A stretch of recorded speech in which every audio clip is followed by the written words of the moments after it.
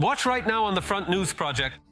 In Pokrovsk, the Ukrainian Armed Forces cleared the city center of Russians. You have to see this. Enemy elimination carried out by Special Operations Forces. Exclusive footage. Moscow is preparing for a blackout. Drones are striking the enemy's energy infrastructure. It's burning very brightly. And also, NATO is ready for war with Russia. In the fall of 26, Putin may attack the alliance. Fiery, intense, and blazing footage from the front lines. Watch right now.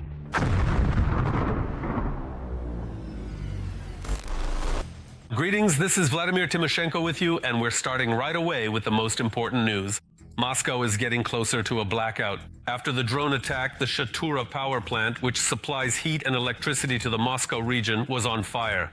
Meanwhile, Moscow Mayor Sobyanin announced a UAV attack on the Russian capital.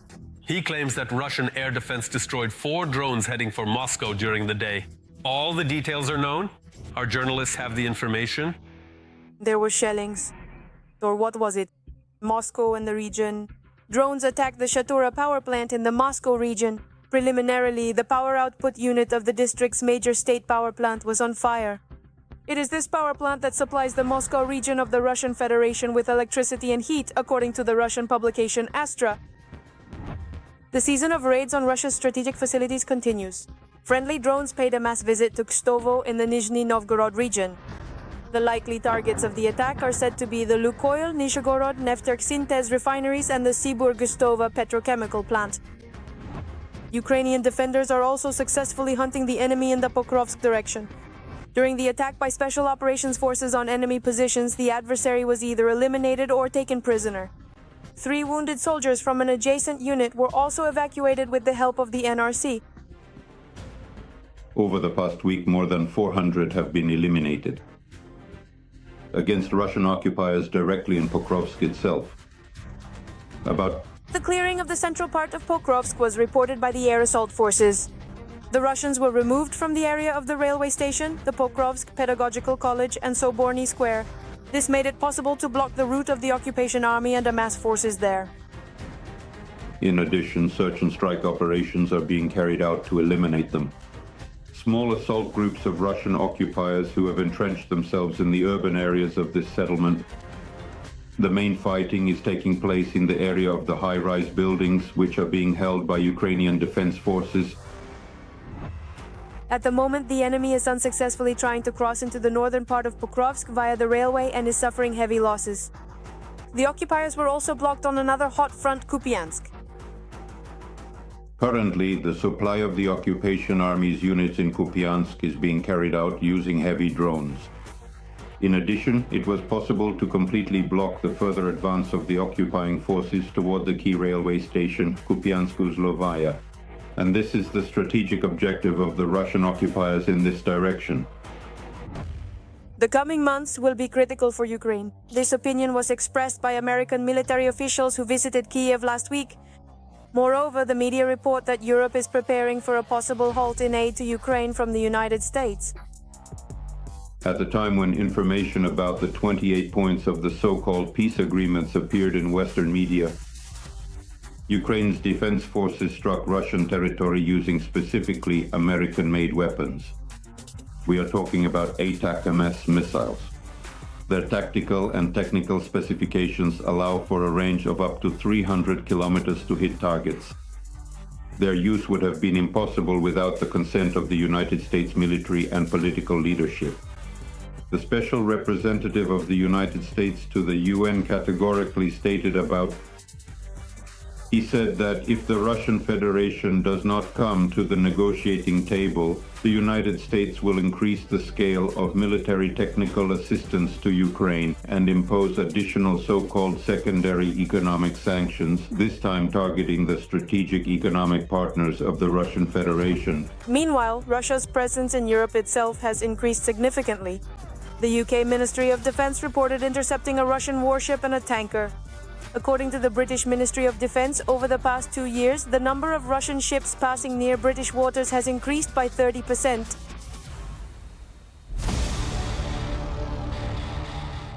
And now, an analysis of the operational situation on the blazing Pokrovsk front. The enemy continues to act with increasing ferocity. On the Pokrovsk front, throughout the day, the enemy attempted 22 times to advance on our positions near the settlements of Shakova, Novaya Shakova, Rodinskaya, Chervony Lyman, Mirnograd, Pokrovsk, Kotlina, Novosergeyevka, Filia, and Dakhnaya. 3 engagements are still ongoing. Our soldiers are conducting search and strike operations to identify and destroy enemy groups. And here is the latest news from the Pokrovsk front. The Ukrainian Armed Forces have cleared the center of Pokrovsk of Russian forces. The enemy is unable to gain a foothold there. This was reported by the 7th Air Assault Corps of the Armed Forces of Ukraine. Additionally, operators from the 3rd Special Operations Regiment carried out a successful raid on enemy positions. Dozens of occupiers were killed or wounded. We will show this footage and discuss these and other topics later in our military review. Over the past day, 3 platoons have been eliminated and more than a platoon wounded. The General Staff of the Ukrainian Armed Forces shared details about the fighting for Pokrovsk. Thus, the Defense Forces destroyed exactly 60 Russian assault troops who, under the cover of fog, tried to advance toward the city center and gain a foothold. Another 23 people were wounded. As a result, the occupiers' breakthrough attempt failed. At the same time, the enemy still holds the old positions they captured a few days earlier. According to the Ukrainian Armed Forces Command, search and assault operations are currently underway, and the entire city effectively remains a gray zone. The enemy, who entered through the southern outskirts, has already established a certain bridgehead in Pokrovsk. This bridgehead is already being supplied logistically.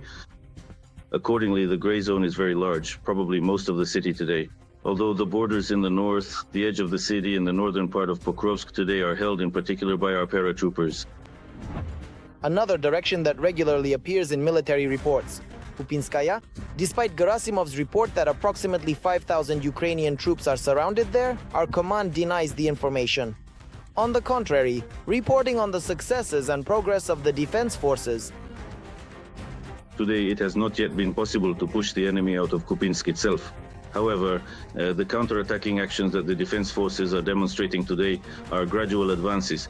These are not any sudden counteroffensive operations, but rather counterattacking maneuvers.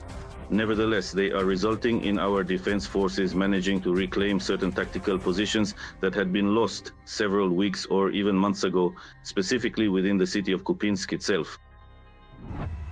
The Russians have also become more active in the south of our country.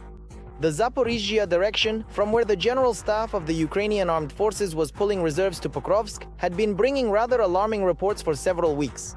However, the situation has now been stabilized. The active offensive that they declared a week ago is no longer taking place. Now we are striking and using firepower against their reserves. What is especially important is that they have now started destroying the railway that supplies these groups. Analysts say the situation in Zaporizhzhia remains difficult. The enemy continues to concentrate forces and, with sabotage groups, is infiltrating villages under Ukrainian control near the Kakhovka reservoir. However, these attacks are repeatedly failing. The Russians once again failed to take Stepnohersk or even the multi-story buildings in the southern part of the settlement. Only part of the houses are under enemy control. Additional pressure on Stepnohersk is created by the enemy's attempts to break through along the road to Hrihorivka. To the north of the seaside dachas, there is a large open area, so the Russians don't even try to gain a foothold there. Instead, taking great risks, they dash a bit further north, where there is a building and at least some kind of trench line. But as the enemy advances in open fields, our artillery inflicts colossal losses on them, which is why the occupiers are no longer given vehicles and are sent into the assault exclusively on foot. At the same time, our defense forces managed to strike not only along the front line but also deep in the Russian rear. In particular, the past day was marked by an unprecedented event. Special Operations Forces used a long-range drone to shoot down a Russian Mi-8 military helicopter right over Russian territory. As noted by the agency, this opens a new chapter in the war, giving the Ukrainian Armed Forces capabilities never seen before. The thing is, previously Ukrainians shot down helicopters in the air using regular FPV drones with a maximum range of just a few dozen kilometers and warheads weighing about 1.5 kilograms. In this case, however, we see that it wasn't necessary to ram the drone into the helicopter, precisely because of the powerful warhead. But on the other hand, as you can see, this is happening at a different altitude, where perhaps regular FPVs once again wouldn't be able to reach. And what's very important, as some sources seem to suggest, though this still needs to be clarified, is that this is happening at a very long distance. In this case, it's the Rostov region near the village of Kutenikovo. So what is Kutenikovo? Well, in fact, it's 200 kilometers from the line of contact. The occupied territories were also hit. Part of the Donetsk region was plunged into a total blackout, which partially paralyzed the command of Russian forces. Among more than a dozen successful strikes, the explosions in Dokuchevsk are particularly noteworthy. Analysts are still debating whether the nighttime glow was the result of a strike on a power plant or an ammunition depot. Whatever it was, either way, it's ultimately a blow to logistics. Because if a substation is destroyed, the group loses electricity. If the strike hits an ammunition depot, the group loses shells. This is important for the group that is currently advancing in Donetsk region. In other words, at the very least, it slows down their offensive potential. At the same time, fighters on the ground confirm this information. In fact, due to intensified strikes on Russian logistics in Donetsk region, assault units have lost their sustained capability. They have been cut off from reserves and weapons and have lost momentum in their advance in Pokrovsk as well.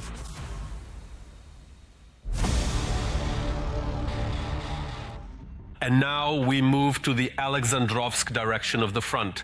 Putin's army is up to its usual tricks here as well. In the Alexandrovsk direction, the aggressor attacked 6 times in the areas of the settlements of Stepovoy, Krasnogorskoye, Privolnoye, Pavlovka, Yegorovka, and towards Arestopol. One battle is still ongoing. The enemy carried out an airstrike on Velikaya Mikhailovka. Meanwhile, German Chancellor Friedrich Merz announced the delivery of long-range missiles to Ukraine. In addition, Ukraine has received its first Terrahawk Paladin anti-aircraft systems. Let's not forget about the previously unseen military aid from Spain. Let's take a closer look at the new additions to Ukraine's arsenal. Even more aid and support, the German Chancellor has promised to equip the Ukrainian army with long-range weapon systems. But Scholz did not disclose details about the number of missiles or the delivery timeline. For months, we have been working intensively with the Ukrainian government on implementing long-range fire projects, as we call them technically. The Ukrainian army will be equipped with such weapon systems. At the same time, the Chancellor refused to answer a question about Germany's previous reluctance to supply Ukraine with Taurus long-range cruise missiles. He described this approach as a tactic to increase pressure on the aggressor country, Russia. The possibility of operating the Taurus missiles directly depends on the level of training and expertise of the technical personnel involved.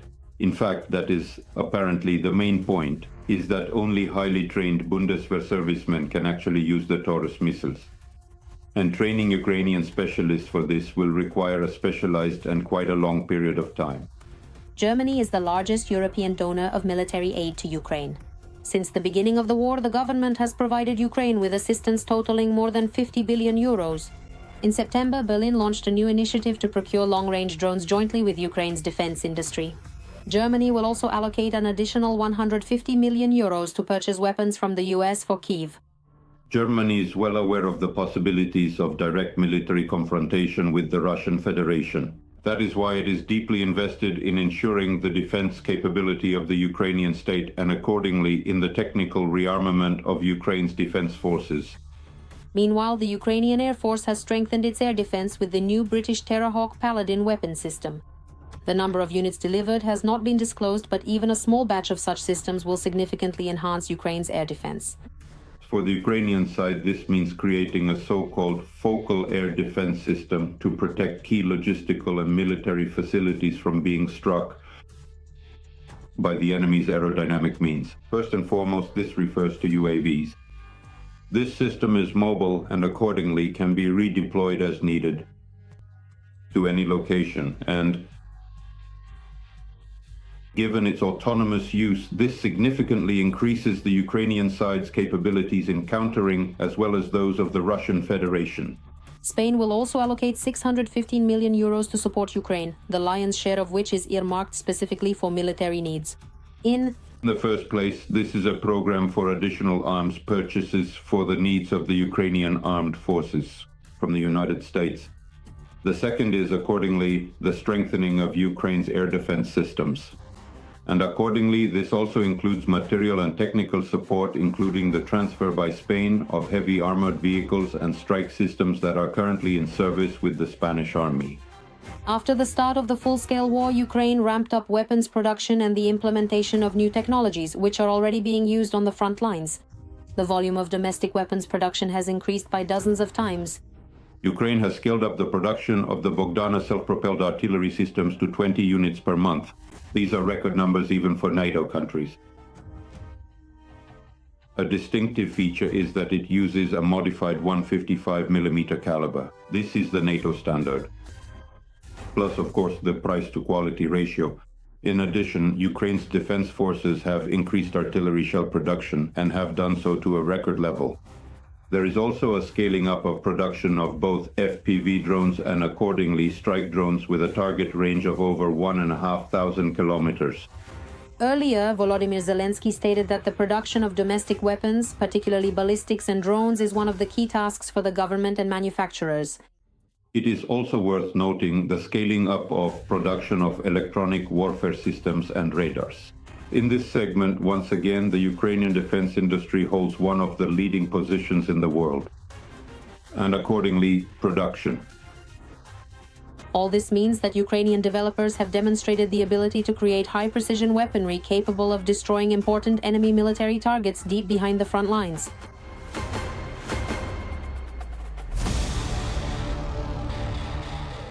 Now let's analyze the operational situation on the Huliaipole sector of the front. The Russian world continues to destroy and kill here as well, and to maim.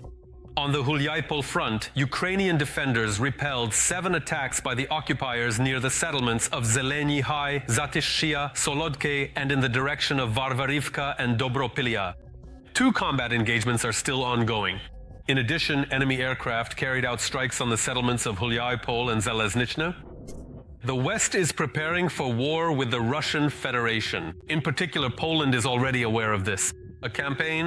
Putin's campaign against Warsaw is quite real. Moreover, the German Minister of Defense is already openly stating that the summer of 2025 could, attention, be the last peaceful one in Europe, since the Kremlin terrorists have no intention of calming down. All the details are in our next report. War between Western countries and Russia is becoming increasingly likely. As I analyze the facts, I come to the conclusion that war between Europe and Russia is becoming more and more apparent. This is not an empty rumor. Everyone is preparing for it. The buildup of military equipment, strengthening of borders, and increase in defense budgets. All of this is to confront the Kremlin in a few years. In 3 to 4 years, we may face a kind of test of our resilience. It is already manifesting in hybrid forms, but it could become much harsher. For now, all Russia is capable of is testing the patience of NATO countries. This includes, for example, the so-called accidental incursions of Russian drones into various countries, including Poland.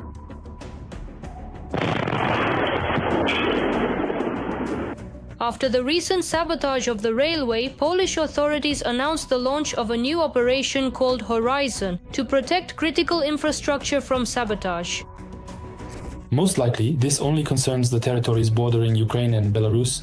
That is nothing more. But again, 10,000 people, what does that really mean? That's not much, it's a very small number. Our entire border service is about 40,000 people. As part of the operation, Poland plans to use not only manpower, but also military equipment, mobile security systems, and reconnaissance complexes. These patrols, additional personnel to guard infrastructure sites, training, first aid, tactical medicine. In principle, all of this is relevant. They really should have done this 2 years ago. Only now are they getting around to it. It would be good if it were only now. This is the country in the entire alliance that spends the most money on purchasing all kinds of weaponry. In other words, they have really made a huge leap in recent years in purchasing all kinds of weaponry, American, European, even South Korean. Warsaw has also launched a program to train citizens in basic security skills, from first aid to actions in emergency situations.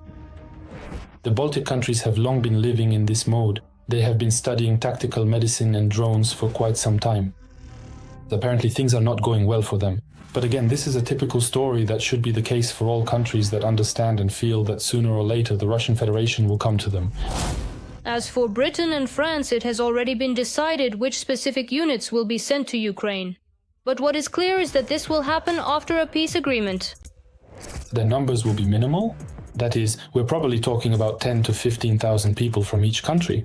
But again, that's a very small number. It's very small. They won't be able to do anything.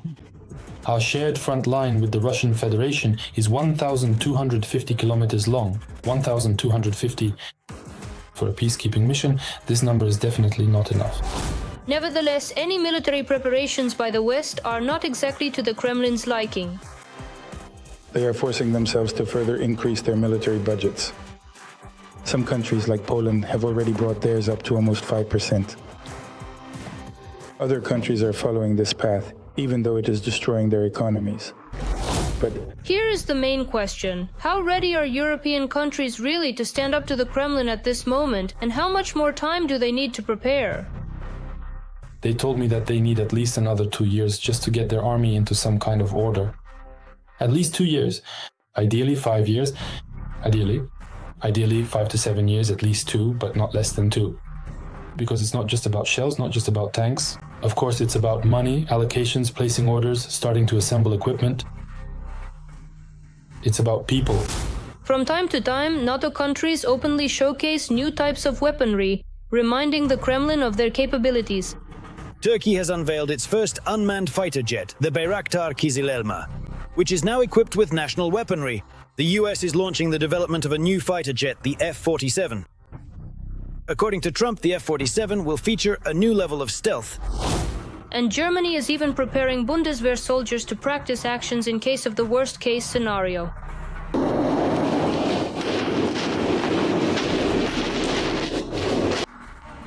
Europe is gradually ramping up its preparations and strengthening its defenses. This situation is clearly not in the Kremlin's favor, because at any moment Russia could face an unexpected pushback.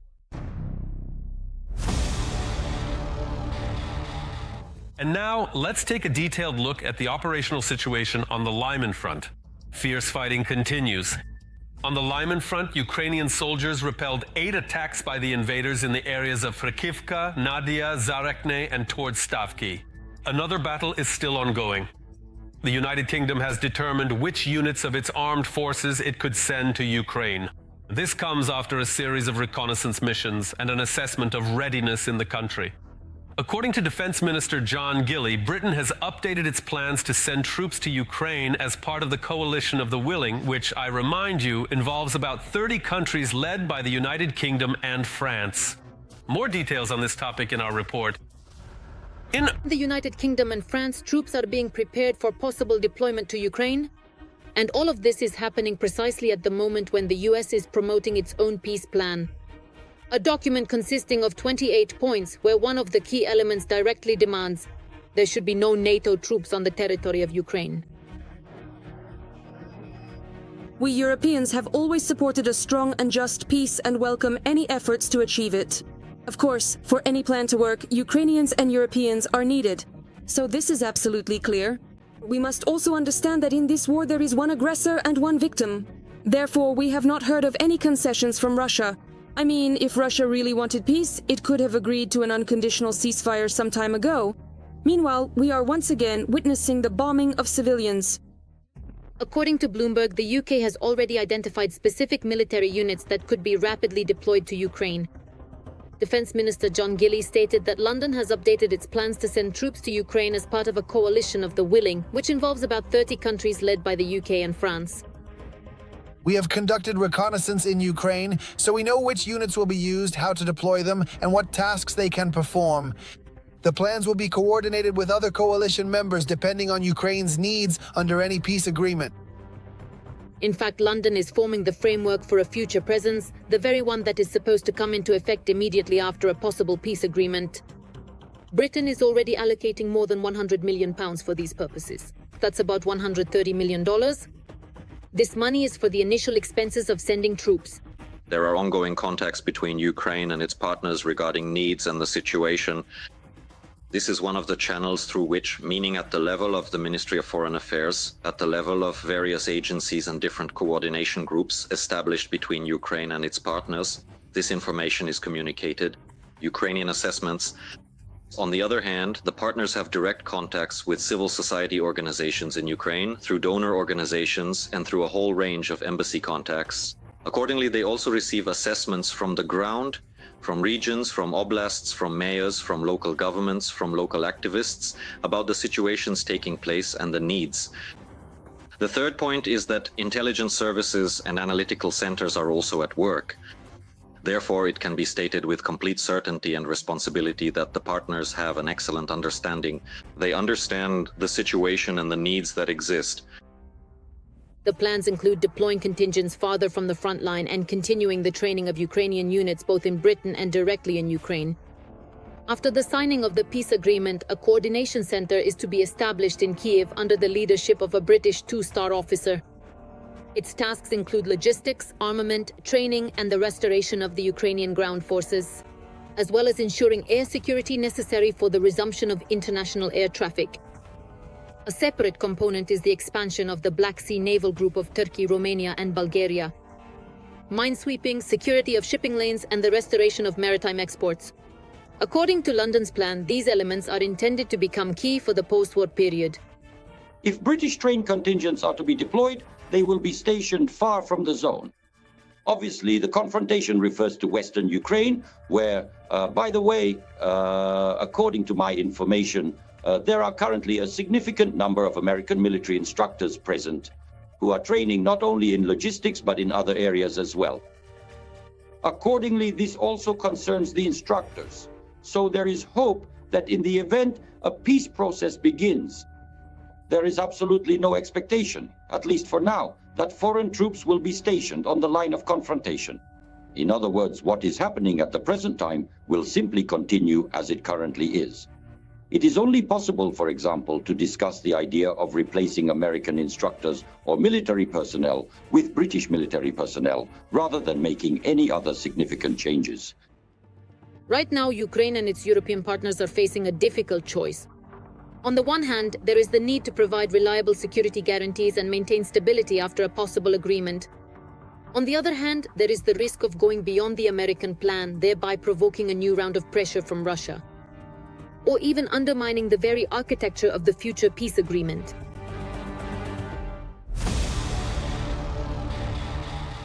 That's all for today, but very soon on Front News, you'll see new, unique reports from our journalists in the hottest spots of the war, gathered so that you know the truth.